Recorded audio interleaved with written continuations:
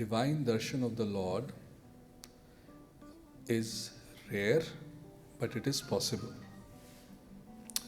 The word divine and darshan, actually if you get darshan, it is automatically divine. If you get darshan of the Supreme Lord, it is divine. How to get it? In simple words, in very simple words, it has to be by Shravan, Kirtan, Smaran, Vandana. Essentially means you have to hear, then you have to speak, then you have to contemplate, and then you have to come to the essence of the truth through your own prayers. But this process has to go for a long period. Why? Because you have to, first of all, cleanse and elevate your consciousness. Currently, what we can visualize can only be visualized in 3 dimensions, right? There are 4 dimensions that we can experience. But anything that is beyond the 4 dimensions, 3 physical dimensions and time, we don't have the perception. So what do you do?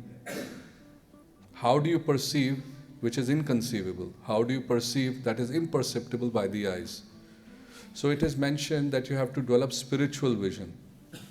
Now, for spiritual vision, there is a methodology that is described. So those who follow that methodology, once the consciousness is cleansed, then it's self-effulgent and it gives darshan, the divine darshan. Until then, we follow the process by which we read scriptures, which is darshan. We take darshan of the deities, which is, you go and see the deities.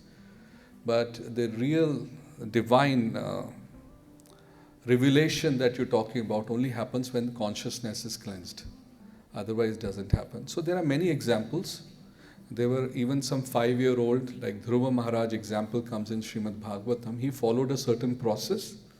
It was a very scientific process and he achieved the result.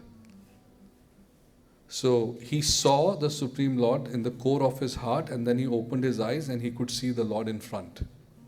6 months. That's all it took. But he followed a process. So for us, right now, the best methodology is to chant the holy name without offenses and read Srimad Bhagavatam.